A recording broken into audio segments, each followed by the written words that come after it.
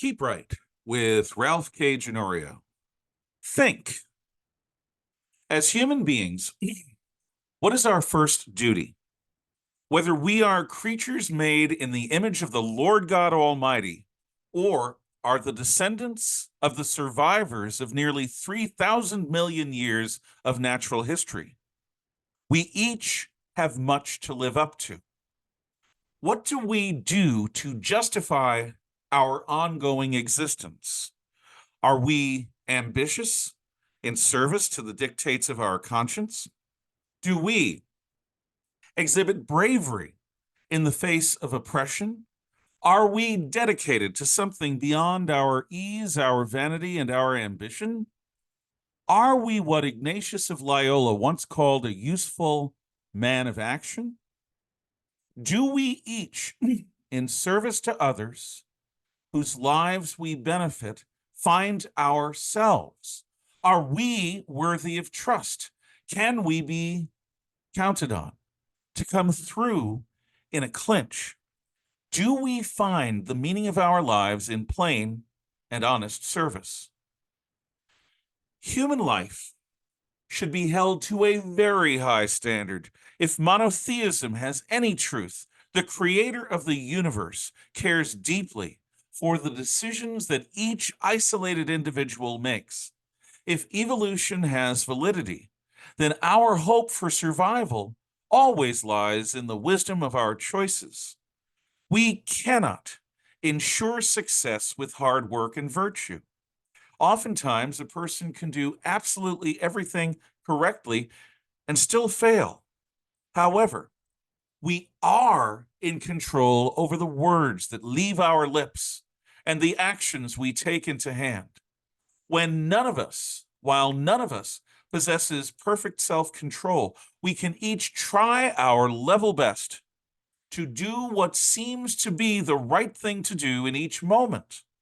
When we fail, as we each shall certainly continue to do at times, we can do our best to atone and resume the struggle with hope. We can refuse to indulge in a despair that lets us off the hook. René Descartes was wrong. It is not cogito ergo sum, I think, therefore I am.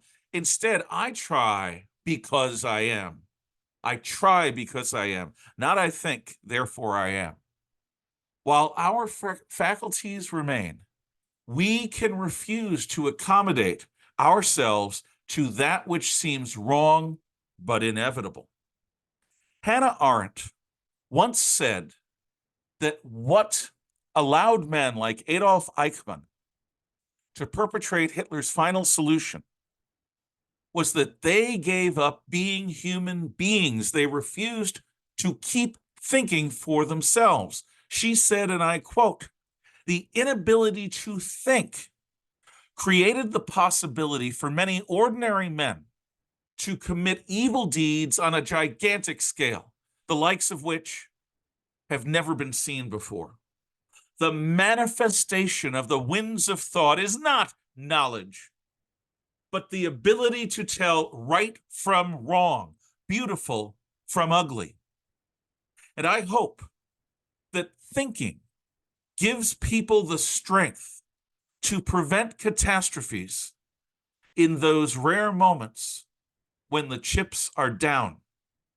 Eichmann willingly, even eagerly, sacrificed his very humanity in order to become a creature of duty.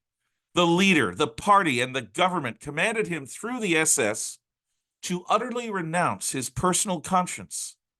He lived within their lies by choice and therefore just followed orders.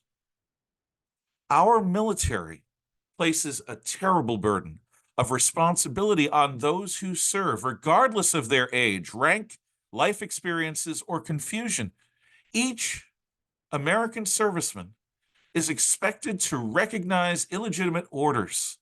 A 19-year-old rifleman might have to risk a summary battlefield execution by his own officer by refusing to obey what seems to him to be an unlawful order.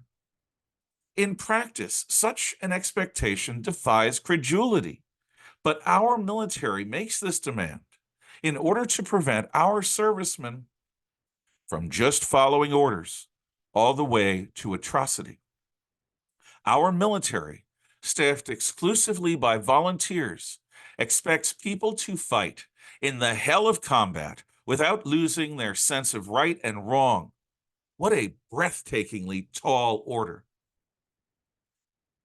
This is our highest duty. Each and every one of us can try to keep thinking when panic or groupthink stampedes all around us. We can refrain from indulging in dark passions and instead determine to be worthy of our lives. Nature's God made individuals, not groups.